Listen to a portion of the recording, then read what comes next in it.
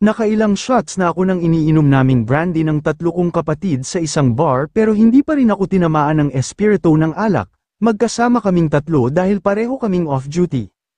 Naglalasing ka na naman bro, easy lang, tinapak ni kuya ang balikat ko. Magpahanggang ngayon ba hindi mo pa rin nakakalimutan ang babaeng minahal mo sa Pinas, bro may asawa ka na, agad na sabi ni Rafi.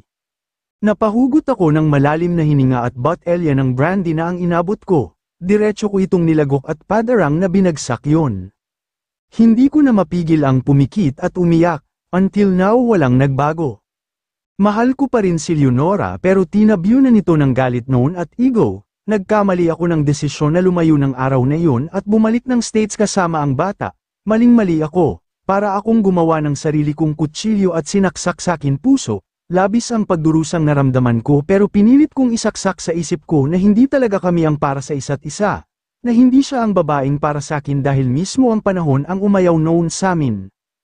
Pero ang totoo, ako ang umayaw, ako ang sumuko. Dapat sana hindi ko pinairal ng mga sandaling iyon ang traidor kong pride. Dapat ko sanang pinairal ang puso ko. Dapat ko sanang pinairal ang pagmamahal ko kay Leonora pero dahil sa galit at selos, tinabyo na ng pagmamahal ko. Napalitan yun ng pagkamuhi at pride. Maling-mali ako pero hindi ko na mababago pa ang nangyari. Nasaktan ko na ng lubos ang babaeng magpahanggang ngayon ay mahal ko. Nilayo ko sa kanya ang bata kahit alam kong masasaktan ko siya ng husto. Iniwan ko siyang parang basahan na matapos ng ginamit at ngayon ako ang labis na nagdurusa. Miguel, kung mahal mo talaga siya, ipaglaban mo. Humingi ka ng tawad at ipadama sa kanya kung gaano kalaking pagsisi ang nagawa mo sa iyong buhay. Win her back bro if that's make you happy, lagi ka na lang ganyan, puro alak na lang ang hinaharap mo, hindi mo na naasikaso ang mga trabaho mo. Kasal na kayo ni Francine, kuya, kasal sa papel Rafi. Huwag natin yan pag-usapan mga bro, tulungan nyo na lang akong maglasing ngayon gabi, matabang na sagot ko at muling nilagok ang natitirang laman ng brandy. Napailing na lamang silang dalawa at sinang-ayunan ang gusto kong mangyari. Daddy nakainom po kayo. Bungad sa akin ni Miggy nang makauwi ako sa bahay. Alam niyang si Rafi ang kanyang ama pero ako pa rin ang tinuturing niyang daddy, in which laging nagpapaalala sa akin sa dalaga. Kasama ko sila Daddy Rafi at tito mo, son, bakit di ka pa natulog, tanong ko. Malungkot siyang tumingin sa akin at yamakap, pinagalitan po ako ni mommy, salbahi raw akong bata. Ayaw niya akong papasukin sa room ko kaya hinihintay ko na po kayo rito sa sala. Napabuntong hininga ako at yumukod sa kanya. Ang laki ng kasalanan ko sa batang ito pero heto siya, patuloy akong minamahal. Tabihan na kita sa pagtulog, Miggy, let's go to your room. Ngumiti naman siya at agad na sumang-ayon, Daddy. Napatingin ako sa kanya, nakayakap siya sa akin habang magkatabi kaming dalawa. May babae akong laging nakikita sa panaginip ko, tinatawag niya akong baby. Umiiyak siya at miss na niya raw ako. Kumuyam ang kamao ko at napatingin ako sa kisame. After nung magising si Miggy simula nung aksidente, nagkaroon siya ng partial amnesia, kung saan, kalahating alaala niya ay nawala at isa roon ang masayang alaala niya sa kanyang inang tinuturing na si Leonora. Someday malalaman mo rin yan Miggy, ang babaeng nakikita mo palagi sa iyong panaginip ay isang importanteng tao sa buhay natin. Asan po siya ngayon? Sa Pilipinas. Matulog na tayo son. Tumango siya at agad na pumikit ng mata, habang ako ay nanatiling nakatitig sa kisame. Nag-echo sa isipan ko ang sinabi ng aking nakakatandang kapatid, win her back. Win her back, mamahalin pa rin kaya ako ni Leonora after sa lahat ng sakit na binigay ko sa kanya, but God knows how stupid I am on my decision, sising-sisi na ako at gusto ko na siyang makita. Tama na ang 4 na taon na pagpapaalipin ng galit at pagmamataas, hindi ko na kayang dayain pa ang sarili ko. Mababaliw ako nito pag hindi ko siya makikita, bukas na bukas din ay babalik ako ng Pinas. Si Aldrin ang unang pupuntahan ko at baka matutulungan niya akong hanapin si Leonora. Nagtanong ako sa kanya minsan kung sa kanya pa ba nagtatrabaho ang dalaga pero wala na raw siyang balita. Umalis daw ito at lumayo, iyon ay hindi ako naniniwala, alam kong may alam siya. Nasa kalahati na ako ng ginagawa kong business proposal nang biglang bumukas ang pintuan ng opisina, isa na akong manager ngayon at may sariling secretary. Kape, Napangiti ako nang makita si Aldrin. Siya na ang bagong vice president ng kumpanya pero ang low pa rin niya sa mga empleyado. Tumango ako at tumayo, ang aga naman yata nating mag-coffee, natatawang saad ko habang papalapit sa kanya. Para maaga natin maubos, pagbibiro niya, nagkibit ako ng balikat at hinila niya papalabas. Ganito kami lagi pag magkasama, na chismis nga kaming live-in partner pero tinawanan ko lang yun, magkaibigan kami at hanggang dun lang ang turingan namin ng binata.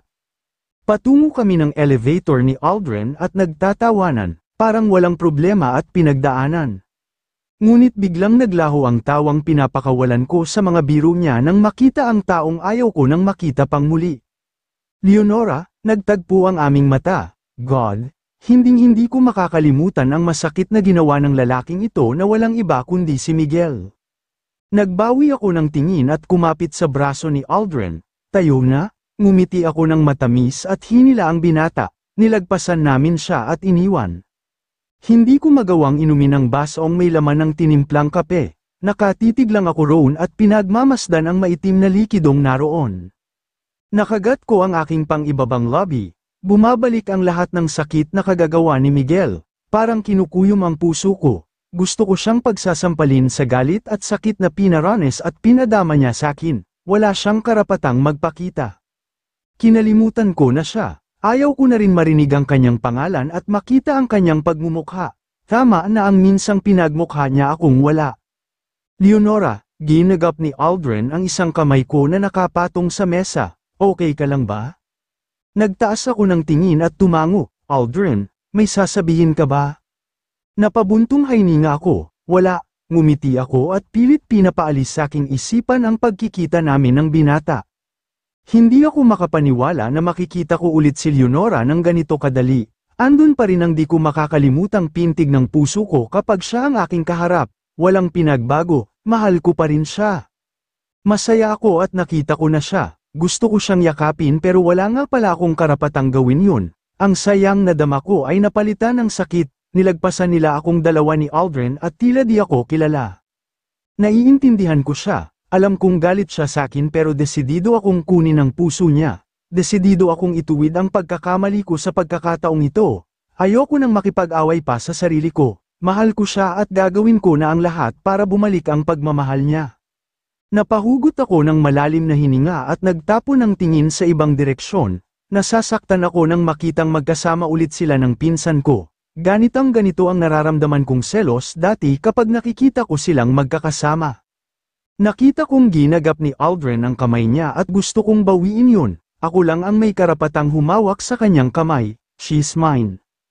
Kinahapunan, mabilis kong sinundan silang dalawa na sabay umuwi. Gusto ko lang malaman kung saan siya nakatira para alam ko kung saan siya pwedeng puntahan. Napukpok ko ang manibela ng aking kotse nang mula rito, nakita ko si Leonora at Aldrin na bumaba. Pagbukas ng pintuan ng bahay, may dalawang batang sumalubong sa kanilang dalawa at nagpakarga. Napatitig ako sa kanila, ang sakit ng maramdaman kong mag-asawa na silang dalawa at may dalawang anak. Hindi ko na malayang pamatak ang aking mga luha, hindi ko akalaing ganito ang epekto sa akin ngayon nang malamang sila na ng pinsan ko ang babaeng iniwan ko sa ere. Nilamukos ko ang aking mukha at mabilis na lumayo sa lugar na yun. Malungkot na pinagmasdan ko ng gabing iyon ang kambal ko na naghaharutan. Ang sarap nilang tingnan na naglalaro. Kung andito siguro si Miggy, malamang silang tatlo ang naglalaro ngayon. Marahan kong pinahiran ang luhang pamatak sa akin mata. Mommy, why po nag-cry kayo? Sandaling tumigil si Carl at tumingin sa akin. Masakit siguro ang teeth, agad na dugtong ni Kurt. Mabilis silang lumapit sa akin at hinaplos ang mukha ko. Huwag ka mag-cry, mommy, bubunutin namin yan. Natawa ko sa kanilang cuteness. Sinong mag-aakalang magkakaroon ako ng ganitong cute na kambal? Oy, ayoko, maha-hurt si mommy pag gagawin natin yun, umayaw namang sagot Kurt. Okay, ako na lang ang bubunot, nakangiting wika ni Carl. Niyakap ko silang dalawa at binigyan ng isang halik bawat isa. Ang swerte ko talaga sa kambal ko. Bukas ay ipapasyal ko sila dahil day off ko. Sana hindi na ulit mag-cruise ang landas namin ni Miguel, sana. Pero hindi dininig ng langit ang hiling ko nang pagbukas ko ng pintuan kinabukasan ay bumulaga sa aking harapan ang malungkot na hitsura ni Miguel. Mabilis kong isinara ulit ang pintuan pero hinarangan niya ito ng kanyang katawan, wala akong nagawa kundi ang hayaan siyang pumasok. Umalis ka na rito Miguel, please lang huwag nang guluhin ang buhay ko, galit na saad ko. We need to talk Leonora, nagsusumamo ang kanyang mata, napansin ko rin na parang wala siyang tulog, malaki ang kanyang eyebag, hapis ang mukha, magulo ang buhok at ito pa rin ang damit na suot niya kahapon. Nag-iwas ako ng tingin, ayoko siyang titigan at baka traidorin ako ulit ng puso ko. Wala na tayong dapat pang pag-usapan, umalis ka na. Hindi ako nagpunta rito para guluhin ka, alam kong masaya ka na sa piling ni Aldrin at may pamilya na kayo, but I'm here to ask forgiveness, patawarin mo ako Leonora, patawarin mo ako. Nakagat ko ng mariin ang pang-ibabang labi ko, patawad, humihingi siya ng tawad pagkatapos ng 4 na taon. Ito lang ba ang pinunta niya ulit ng Pinas para hingiin ang kapatawaran ko? May konsensya pa pala na natira sa maitim niyang puso, after nung ginawa niya. Akala niya ganito lang ang lahat kadali sakin. Walang puwang sa puso ko ang patawarin ka, kaya umalis ka na, out, get out, mariing lumabas ito sakin bibig nang tingnan ko siya sa mata. Tinuro ko ang pintuan para ipahiwatig na wala akong pakialam sa isang tulad niyang Ventura. Hindi na ako ang dating Leonora na alipin sa pag-ibig, ako ito, ang Leonora na maraming natutunan nung iniwan niya at naging matapang, kahit papatawarin ko siya, hindi niya maibabalik ang 4 na taon na inilayo niya sa akin ang bata, hindi niya maibabalik yung oras at mga panahon na labis ang kalungkutan at sakit na naramdaman ko. 2 butil ng luha ang kumawala sa kanyang mata habang nakatitig sa akin, hindi siya nagsalita. Saka naman lumabas ang 2 anak ko at yamakap sa akin, nakaramdam ako ng takot at kaba pero hindi ko pinahalata, aangkinin kong anak namin ito ni Aldrin at baka ang anak ko na naman ang kunin niya, tiyak na magpapatayan kami kapag ginawa niya yun. Kambal, puntahan niyo si Ate Lucy, baling ko sa kanila, mabilis naman tumango ang 2 at nagtakbuhan na pumunta kay Lucy sa kusina. Nagbaling ako ng tingin sa kanya. Nakita ko siya natigilan at napasunod ang tingin sa 2 bata. Anak namin sila ni Aldrin kaya huwag kang mag-assume na anak mo sila. Napatingin siya sa akin, nababanaag ko sa kanyang mata ang sakit na nakatago roon. Congratulations both of you ni Aldrin, I'm sorry again, at umalis siyang tila talunan. Marahang pinahiran ko ang mga luhang pamatak sa akin mata nang isara niya ang pintuan. God, bakit pa hinayaan ang panahon na magkita kami ulit? Hindi ko alam kung dapat ba akong matuwa. 2 linggo ang nakalipas, hindi ako ginambala ni Miguel, daw nagkikita kami sa kumpanya sa loob ng linggong ito kung saan isa siya sa investor. I saw the pain behind his eyes every time na maglapat ang tingin namin, kapag magkakasama kami ni Aldrin, napapansin kong nagdidilim ang kanyang hitsura, hindi niya na ako pag-aari at wala na siyang karapatan sa akin. Mahal mo pa rin siya, hindi ba? Nagtaas ako ng tingin sa tanong yun ni Aldrin. Love?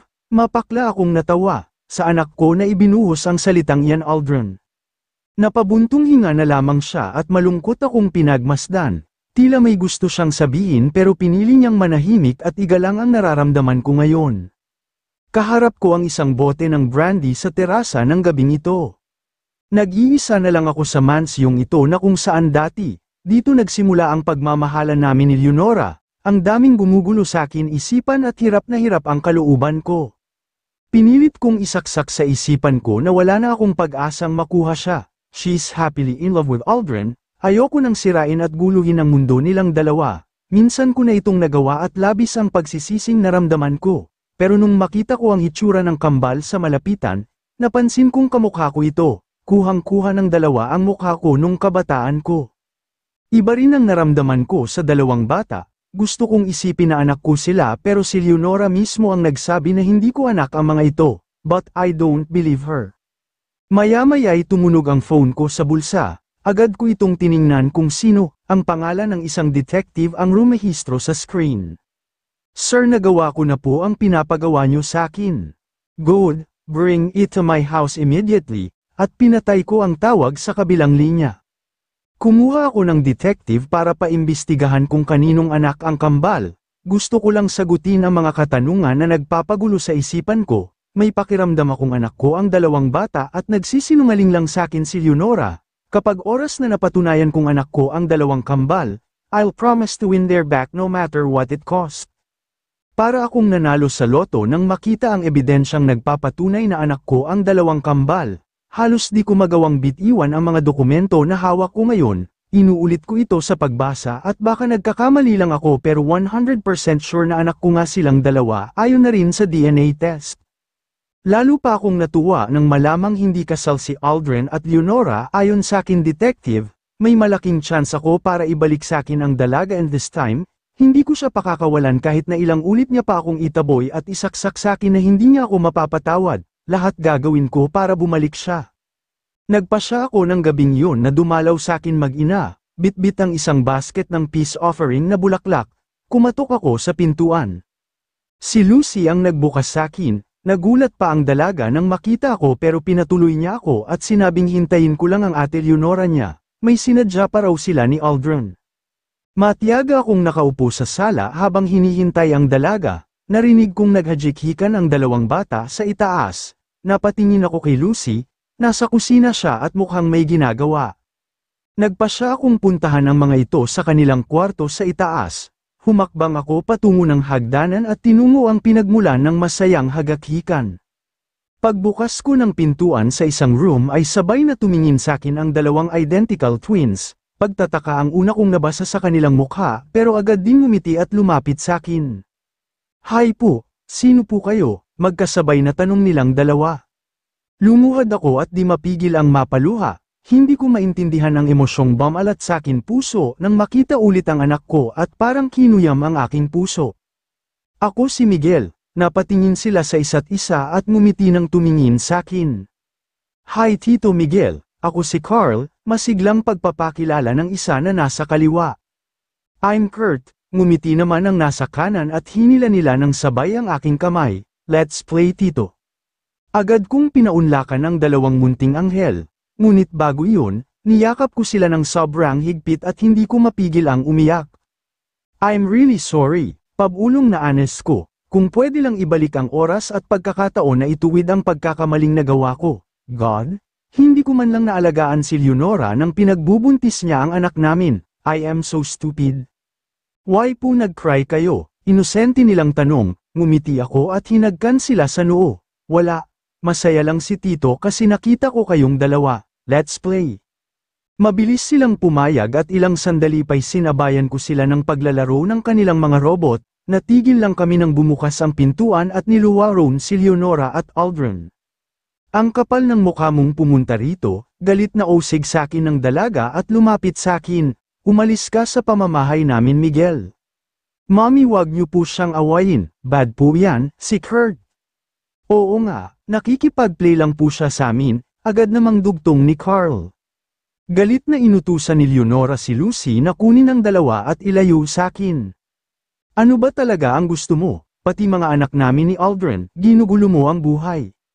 Hindi ako sumagot, nakatitig lang ako sa kanya. Kung ito ang makakapagbigay ng kasiyahan at kaginhawaan sa kanya, I'll let her do it. Pero isa lang ang papangako ko, hinding-hindi ako sesuko.